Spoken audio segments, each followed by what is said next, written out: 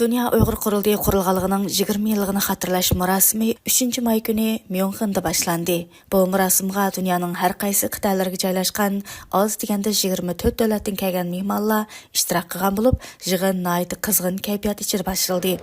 Dünyanın her qaysı yerlerden kelgan aziz yurttaşlar, Dünya Uyghur Qurultayı'nın 20 yıllık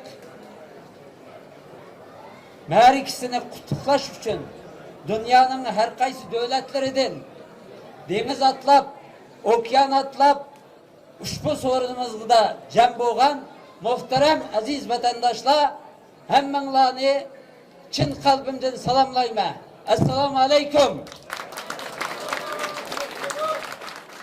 Dünya Uyghur Qurultayı'nın icraya komitetining raisi Ömer Qanat Efendi echilish murosimiga riyosatchilik qildi.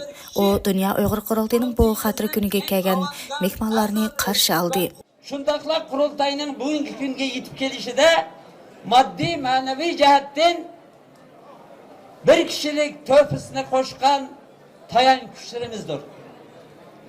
Albatta har yil har xil sabablar tufayli bu xotira kunimizga yetib kelolmaganligi uchun cheksiz o'kinayotgan, ya'ni yuzlagan, minglagan sabdoshlarimiz bor. Xo'sh, albatta qurultayimizning 20 yilligini tabriklaymiz va tabriklashimiz kerak.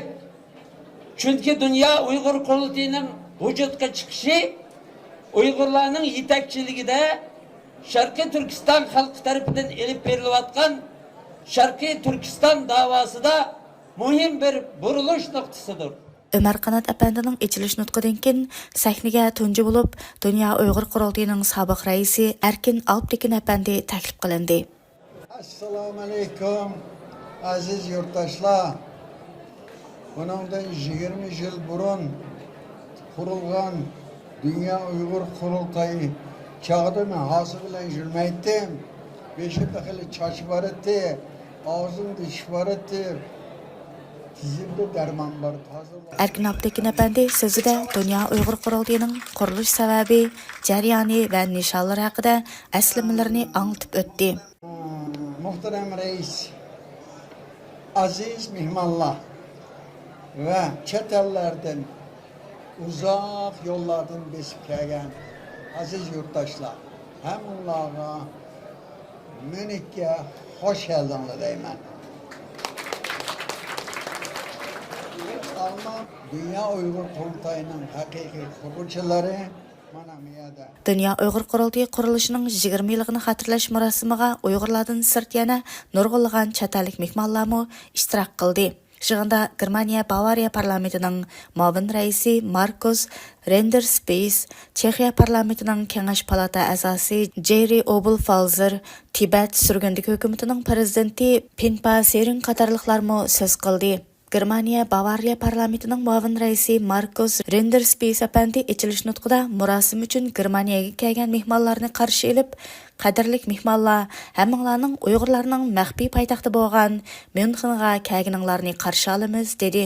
Welcome to the secret capital of the Uyghurs. Welcome to Munich. The Bavarian capital is home to more Uyghurs than any other city outside East Turkestan.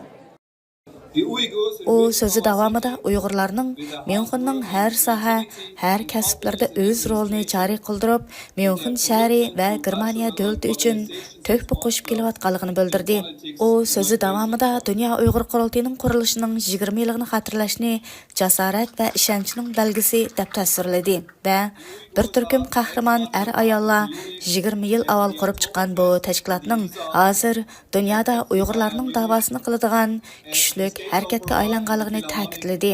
Today we are celebrating the 20th anniversary of the World Congress, a milestone that can make us proud.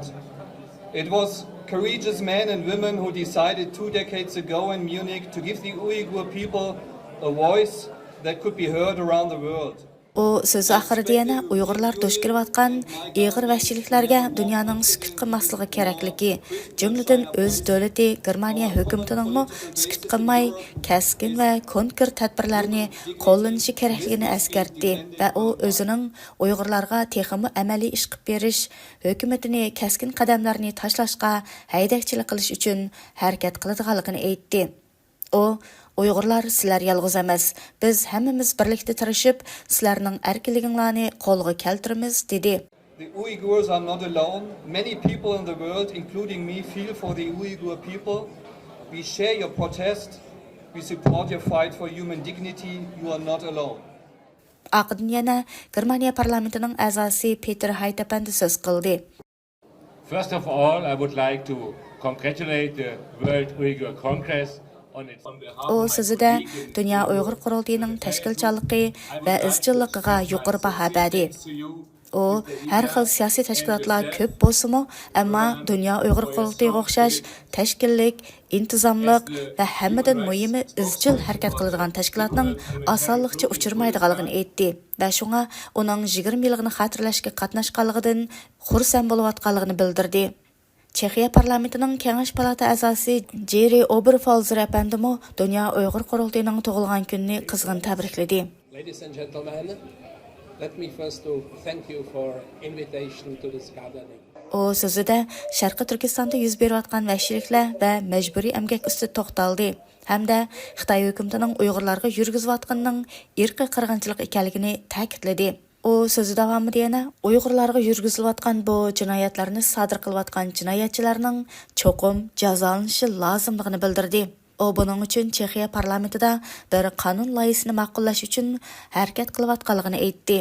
Oxirida Tibet surgunlik hukumatining prezidenti Pinpa Sering apandi so'z qildi.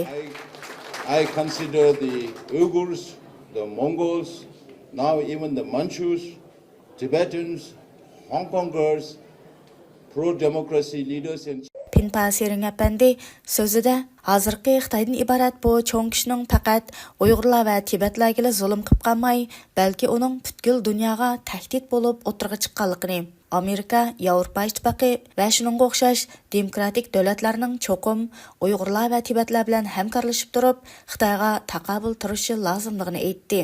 O, bu davlatlarning o'zlarini hamkorlashquchi sifatida ko'rishi lozimligining muhimligini eskartdi. O so'zi oxirida yana Uyg'urlar va Tibetlarning taqdirdosh ekanligini ta'kidlash bilan birga ularning bir-biridan o'ginib, hamkorlikni bundan keyin texmi oshirdiganligini aytdi. Yuqoridagi mehmonlarning nutqlaridan keyin ichilish murosimi Uyg'urlarning madaniyat faoliyati bilan qizg'in kayfiyat ichida davom qildi.